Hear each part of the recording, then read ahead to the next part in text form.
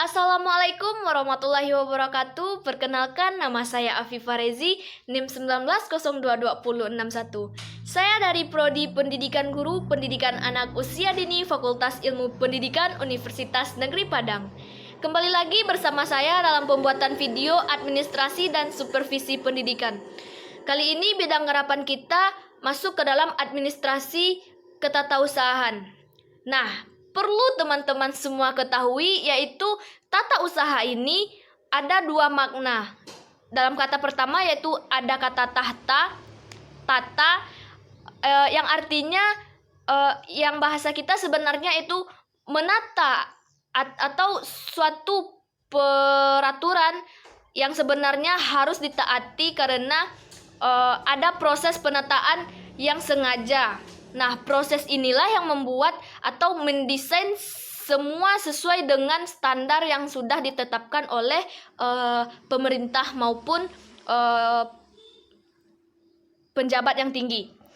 Maksudnya di sini suatu aturan atau suatu peraturan yang harus ditaati yaitu sudah dibuat atau didesain sedemikian rupa untuk ditaati oleh masyarakat atau orang-orang yang ada di lembaga sekitar tersebut. Nah, kata yang kedua yaitu di sini ada usaha. Usaha ini seperti energi atau tenaga yang dikeluarkan oleh seseorang, oleh pengambil kebijakan, oleh lembaga secara keseluruhan untuk apa? Untuk tercapainya suatu maksud dan tujuan yang jelas terhadap kemana diarahkan oleh lembaga tersebut. Nah, jadi kalau kita maknai kata usaha dari bahasa itu adalah suatu peraturan yang terdapat dalam suatu penyelenggaraan pekerjaan atau kerja di sebuah lembaga. Kalau di sekolah berarti suatu proses penyelenggaraan kerja sekolah. Nah, kalau di perguruan tinggi ya proses penyelenggaraan kinerja atau kerjanya perguruan tinggi.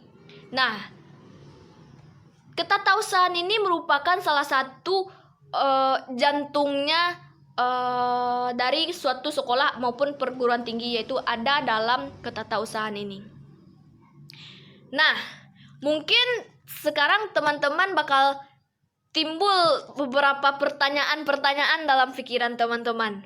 Nah, di mana pertanyaannya mungkin begini, kalau tata usaha adalah satu proses usaha yang mengeluarkan energi dalam mengelola proses kerja atau kinerja lembaga, berarti kegiatannya apa? Mungkin, nah disinilah apanya yang dikelola, apanya yang ditata, dan seharusnya atau sesederhananya kita ambil atau kita rangkum pendapat, yaitu pendapat dari Babon de Hagi. Melihat ketatausahaan ini dibagi menjadi beberapa perspektif oleh pendapat Babon. Yang pertama yaitu ada kegiatan dalam ketatausahaan itu adalah himpunan. Nah, himpunan berarti mengumpulkan, mencari maupun mengusahakan dan tersedianya segala hal, segala keterangan yang tadinya belum ada atau tadinya sudah sebagian atau tadinya berantakan. Nah, sehingga sekarang menjadi suatu kesatuan yang utuh secara terhimpun menjadi suatu informasi yang luar biasa sekali ketika dilakukan atau diperlukan untuk bisa dimanfaatkan. Nah, itu adalah salah satu makna pertama dalam kegiatan ketatausahaan ini, yaitu menurut Delagi adalah kegiatan himpunan data atau informasi berarti kinerja atau kerja dari orang yang kita sebut sebagai tata usahawan. Nah, ini atau orang inilah yang menata dalam kegiatan ketatausahaan tersebut adalah menghimpun berbagai hal yang menjadi suatu informasi yang berguna bagi banyak orang di sekitar lembaga tersebut. Nah, yang kedua yaitu di sini ada kegiatan yaitu mencatat. Nah, pertama menghimpun, yang selanjutnya ini kegiatan mencatat. Apa yang disebut dengan dicatat ini yaitu yang mencatat tidak ada sebatas menggunakan bolpen atau tulisan atau tertulis di atas kertas, akan tetapi sekarang dengan sistem atau perkembangan yang sangat canggih dengan teknologi dan ada yang tercatat apakah di dalam komputer, laptop, dan lain sebagainya. Dan itu bisa dimanfaatkan. Nah, selanjutnya yaitu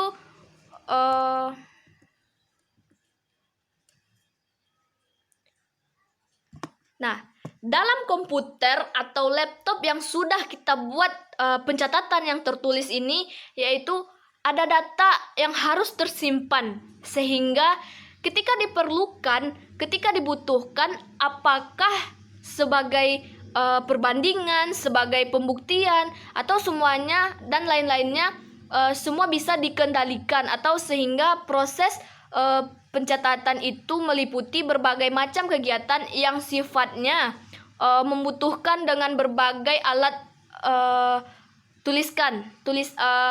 dengan teknologi kah, atau tentang berbagai macam keterangan yang diperlukan sehingga dapat terwujudnya berbagai macam tulisan yang menjadi informasi yang sebenarnya bisa dibaca. Bahkan untuk jangka waktu panjang data atau catatan ini dapat digunakan kembali. Karena apa? Karena kita menyimpannya dalam suatu perangkat lunak, dan mungkin bisa dicontohkan seperti menyimpan data kepala sekolah, data guru, data siswa yang bahkan sudah tamat beberapa tahun lalu. Nah, selanjutnya di sini yaitu ada kegiatan yang ketiga, yaitu ada kegiatan ketautausan ini adalah mengelola, menghimpun, mencatat, dan yang ketiga yaitu mengelola. Apa yang diolah? Ya, apa yang kita contohnya seperti ini, kita membuat kue yang diolah di seluruh bahan itu dituangkan, diolah menjadi satu kesatuan dengan adonan semuanya, yaitu sesuai dengan ritmenya. Nah, sesuai dengan kapasitasnya, jumlahnya, dan takarannya, sehingga dia menjadi suatu adonan yang enak. Nah, begitu juga dengan mengelola ketatausahaan dalam suatu lembaga. Nah, mengelola itu artinya adalah bermacam-macam kegiatan yang dikerjakan terkait dengan berbagai macam yang sifatnya informasi, dan maksud menyajikan dalam bentuk informasi yang lebih bermanfaat, lebih berguna, dan lebih jelas yang bisa dipakai oleh siapapun. Nah, selanjutnya di sini yaitu ada kegiatan menggandakan. Nah, kegiatan menggandakan berarti membuatnya menjadi ganda. 1 menjadi 2, 2 menjadi 3, 3 menjadi 4, dan seterusnya. Nah, artinya apa? Kegiatan memperbanyak dengan berbagai cara menggunakan alat sejumlah yang diperlukan atau dibutuhkan. Apakah melalui itu fotokopi, scanning, ataupun istilah lainnya dan alat-alat lainnya. Ketika itu memang diperlukan dalam proses kebutuhan yang banyak, yaitu orang dapat di lembaga tersebut dapat membaca atau dapat menerima informasi tersebut. Nah, selanjutnya yaitu ada perspektif mengirim. Mengirim yaitu artinya kegiatan menyampaikan atau mengirim dengan berbagai macam cara atau alat dari pihak pertama ke pihak kedua. Nah, artinya memang ada informasi-informasi yang tertulis atau tidak tertulis yang sifatnya memang hasil dituliskan dan dikirimkan kepada pihak-pihak yang lain terkait menjadi bagian sebagai bentuk kinerja atau tindak kerja secara bersama-sama antara satu lembaga dengan lembaga lainnya. Nah, atau di dalam lembaga itu sendiri bisa juga, sehingga informasi itu terkirimkan dengan baik dan satu kesatuan persepsi yang sama dalam satu lembaga tersebut. Nah, kita masuk ke selanjutnya, yaitu ada perspektif yaitu penyimpanan. Nah, artinya segala informasi, segala yang memiliki kepentingan atau memiliki makna bagi sebuah lembaga atau punya potensi yang menguntungkan atau bisa juga merugikan bagi sebuah lembaga itu ditaruh atau ditata kegiatannya dengan berbagai macam cara. Dan alat yang barangkali bisa berfungsi untuk kegiatan atau peristiwa mengenai waktu tersebut. Nah, selanjutnya yaitu kita masuk kepada fungsi atau proses dari administrasi ketatausahaan ini. Nah, untuk proses dari kegiatan administrasi ketatausahaan ini, yaitu yang pertama ada persuratan atau penataran. Surat menyurat, maka buku atau dimanapun berbicara tentang ketatausahaan, ya udah pasti menyangkut surat-surat. Mungkin kebanyakan kaum yang belum mengetahui atau belum paham betul tentang ketatausahaan ini, mungkin di dalam pikiran teman-teman semua, tata usaha itu adalah sesuatu yang berhubungan dengan surat menyurat, sesuatu yang berhubungan dengan data-data. Nah, tapi sebenarnya bukan ini saja menjadi ketatausahaan. Artinya yang ingin saya luruskan yaitu banyak sekali kegiatan, banyak sekali proses administrasi ketatausahaan ini. Meskipun dari dulu sampai sekarang interaksinya memang lebih besar kepada surat menyurat. Nah, sekarang kita lihat yang sesuai menyurat terlebih dahulu. Nah, tata persuratan di lingkungan Departemen Pendidikan dan Kebudayaan itu sudah ada yang mengatur. Kemendikbud Republik Indonesia nomor 91 Undang-Undang 1996. Ini tentang pedoman tata persuratan dan kearsipan, dituangkan Departemen Pendidikan dan Kebudayaan ini. Apakah isi dari tata persuratan ini? Yaitu menurut konsep ini, surat adalah sarana komunikasi yang digunakan untuk menyampaikan informasi tertulis oleh salah satu pihak kepada pihak lain dari Kemendikbud ketika kita beralih atau menggunakan kepada pendapat untuk sebuah informasi. Nah, itu dari tata persuratan dari Kemendikbud. Nah, kita beralih kepada pendapat yang dituangkan oleh beberapa penulis. Nah, terkait dengan manajemen atau administrasi pendidikan, katanya dalam konsep ketatausahaan berarti bisa disimpulkan dari beberapa pendapat sumber itu yaitu bahwa jenis-jenis surat yaitu sangat banyak sekali, dan itu sangat mungkin nggak bisa lagi kita sebutkan satu-satu. Nah, sehingga kadang-kadang kita memang tidak semua bisa kenal, memang tidak semua bisa tahu. Saking banyaknya jenis ini, itu sangat punya dampak sekali dan punya maksud yang berbeda-beda. Makanya memang hanya orang-orang yang berskill atau yang berkepentingan dan dalam bidang kerapan ini dapat pekerjaan ini yang paling paham soal ini. Kenapa? Karena untuk mengatur sebuah ketatausan suatu lembaga itu tidaklah mudah sekali. Nah, selanjutnya yaitu untuk mempelajari tidak semua konsep yang akan kita tuangkan dalam video kali ini, yaitu langsung saja kita ke bagaimana jenis-jenis surat yang paling atau setidaknya kita lihat sedikit. Yang pertama di sini yaitu ada surat dinas. Nah, ini jelas namanya surat dinas berarti berisi tentang hal penting yang terkait dengan kedinasan.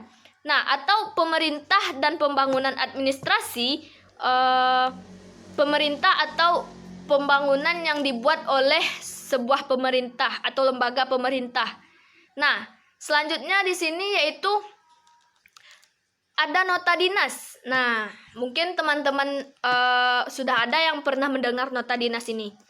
Nota dinas ini yaitu surat yang dibuat oleh atasan terhadap bawahan. Namanya juga nota, berarti diserahkan kepada bawahan atau kepada atasan atau setingkat, yang isinya adalah tentang catatan singkat terkait dengan nota, catatan tentang satu pokok persoalan tentang kedinasan. Nah,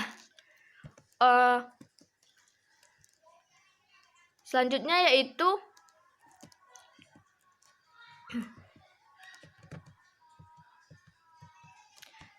di sini yaitu ada memo. Nah, memo ini yaitu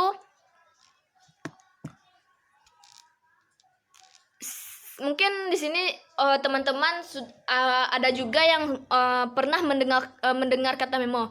Nah, ya udah, dari manapun siapapun yang memahami ini yaitu diketik atau ditulis atau menggunakan tangan oleh atas dasar kepada bawahan. Nah, tentang persoalan kedinasan, surat pengantar atau surat kawal atau bisa juga terhadap telegram itu masa lalu, sekarang masih ada atau tidak.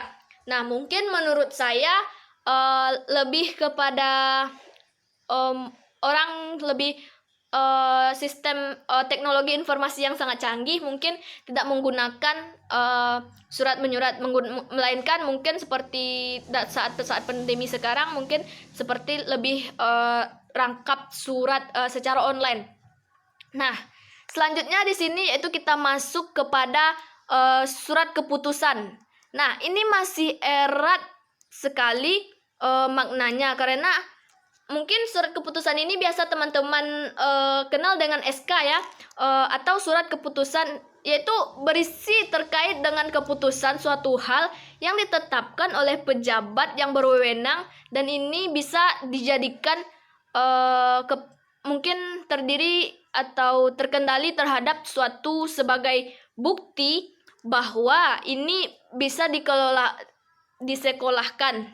Maksudnya SK-SK tersebut dimanfaatkan untuk melakukan pinjaman uang di perbankan, karena SK ini memiliki kekuatan hukum yang sangat luar biasa di atas surat daripada surat edaran dan lainnya. Nah, selanjutnya yaitu kita masuk kepada surat edaran. Setelah ada surat edaran, ada surat undangan, Dan selanjutnya yaitu ada surat tugas. Nah, surat tugas ini bagi kedinasan, yaitu bagi PNS, ini sangatlah paling penting bagi setiap pekerjaan yang menuntut perjalanan atau perjalanan dinasnya, atau bisa juga disebut dengan anggaran yang terkait dengan pekerjaan yang menuntut harus ada isi atau penugasan dari pejabat yang berwenang kepada seorang yang ingin dijalankan. Nah, untuk apa?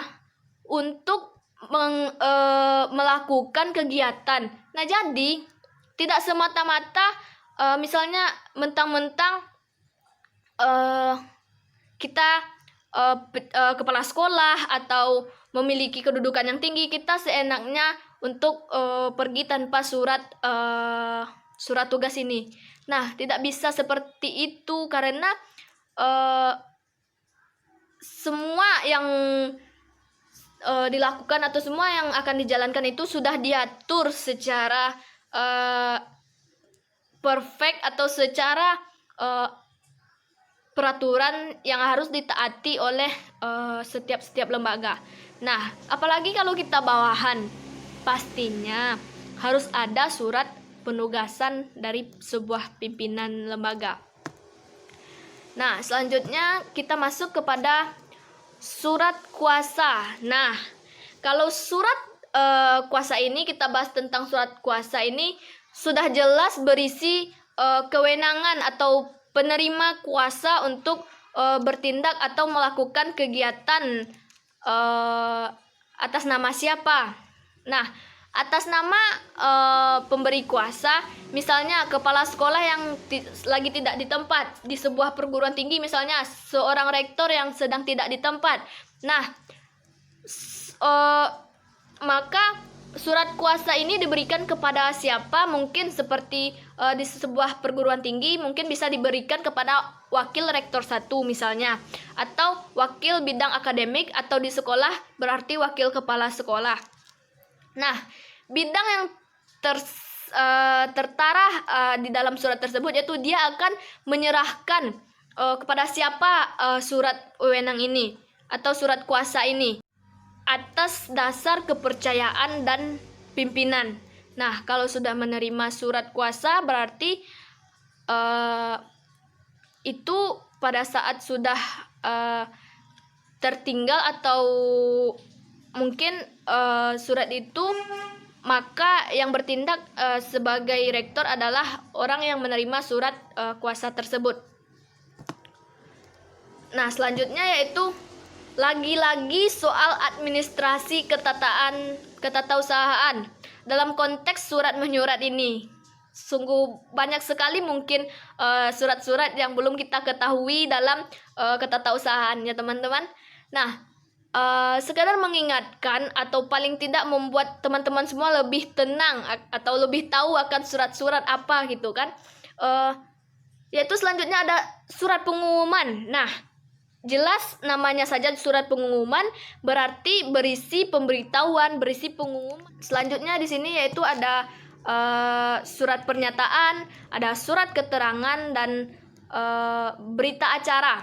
Nah, berita acara ini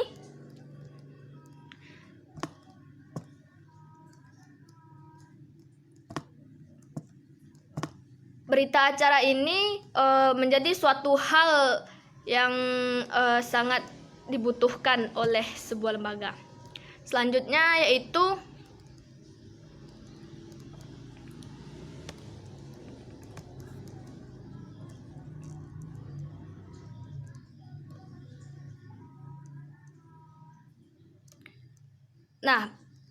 berita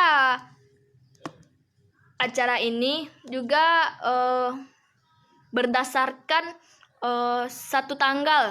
berdasarkan tanggal, yaitu ada di tanggal berapa, nah bulan berapa, dan serta mungkin bisa berlangsung dengan tahun berapa. Nah, itu berbeda dengan tanggalnya.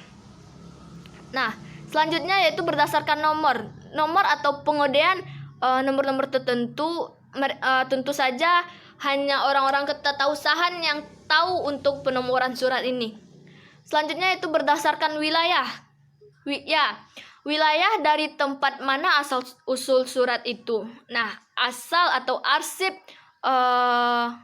yang ada di sini misalnya dari wilayah Padang, maka Padang itu ada di sini.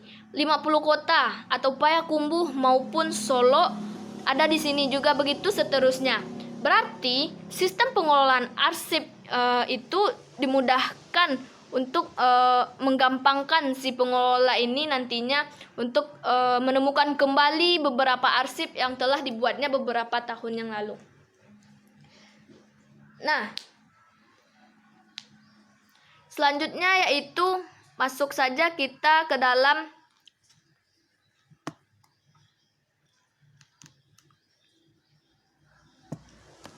penataan arsip atau prosedur dalam yang dimanfaatkan dalam konteks.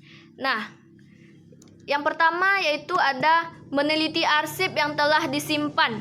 Maksudnya di sini yaitu memang prosedurnya itu adalah mau atau tidak harusnya ditata, dilihat, yaitu dengan cara dianalisis, disimpan. Jadi memang prosedurnya itu jelas pentataannya. Selanjutnya di sini yaitu ada pengelompokan arsip. Nah, arsip itu sudah dikelompokkan sesuai dengan tingkat kebutuhannya. Meneliti sesuai lampirannya, yaitu mengklarifikasikan arsip-arsip mana yang disimpan dan mungkin mana yang nantinya tidak bisa disimpan atau dijadikan sebuah sampah. Nah, selanjutnya di sini yaitu dalam mengelompokkan arsip juga terdapat beberapa seperti pedoman letak dan maksudnya yaitu misalnya di kantor.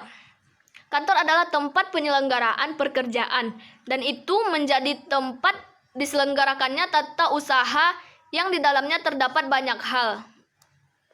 Nah, mulai dari pegawai, perabot kantor, alat-alat kantor, dan lain sebagainya yang menjadi kebutuhan dari sisi pelaku-pelaku atau orang-orang yang ada di kantor kegiatan menyelesaikan pekerjaan. Maka penataannya itu harus diperhatikan sedemikian rupa agar tidak ada kesalahan atau tercecer dalam penyampaian atau penyimpanan arsip. Nah, selanjutnya yaitu selain pedoman pada letak, azas tata ruang kantor. Nah, ternyata kantor juga mempunyai azas tata ruang kantor. Nah, apa saja azas dalam tata ruang kantor ini? Yaitu yang pertama ada azas jarak. Azas jarak ini yaitu jarak terpendek namanya. Nah, proses tata ruang yang tak memungkinkan atau memungkinkan penyelesaian suatu pekerjaan kantor meliputi jarak terpendek atau sependek-pendeknya sehingga proses menjadi lebih cepat. Nah, selanjutnya yaitu ada azas segenap ruangan. Berarti ini lebih ke secara keseluruhan. Nah, tata ruang kantor yang tidak pergunakan semaksimal mungkin keseluruhan ruangan yang ada sehingga tidak ada ruangan nantinya yang tidak bisa terpakai. Jadi tidak ada ruangan yang kosong intinya. Nah, selanjutnya di sini yaitu ada azas perubahan secara suasana tempat. Nah, namanya kita juga manusia, mungkin kita memiliki rasa bosan seketika. Peraturan atau penataan suasana tempat ini menjadi sangat penting karena kalau lama-kelamaan sesuatu atau seseorang nantinya akan bosan dengan suasana tersebut. Terkadang mungkin juga bisa mengaturnya dengan ada jangka waktu yang digunakan. Selanjutnya yaitu kita masuk kepada bagian yang terakhir pada video kita hari ini, yaitu peran guru dalam administrasi ketetausahaan.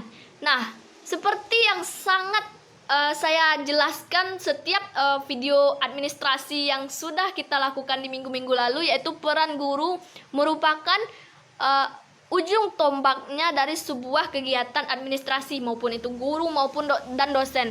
Nah, karena mereka paling banyak bekerja menata atau lebih banyak memanfaatkan waktu yang paling efektif untuk melakukan kegiatannya. Yang pertama yaitu peran guru mulai dari perencanaan atau penggunaan ruangan di sekolah. Yang kedua yaitu ada penataan ruangan di kelas. Yang ketiga yaitu ada proses mengajar pada jam-jam tertentu bagaimananya. Dan itu hanya guru yang mengetahui, tidak mungkin atasan sekolah atau yang ketatausahaan yang mengetahui. Selanjutnya yaitu ada menyelidiki berbagai buku sumber. Dan ini juga merupakan salah satu peran penting guru untuk mengupdate atau mengupgrade informasi atau sumber-sumber belajar siswanya. Dan yang terakhir yaitu ada berperan sebagai penerima, penyotir, penyatat, dan pengesahan serta pengelola suatu yang sudah diputuskan. Nah, bagaimana teman-teman? Sampai di situ juga video kita pada hari ini, yaitu tentang garapan administrasi ketatausahaan. Saya Fifah Rezi, terima kasih kepada teman-teman yang sudah menyaksikan video saya. Saya mohon maaf apabila ada kesalahan. Assalamualaikum warahmatullahi wabarakatuh.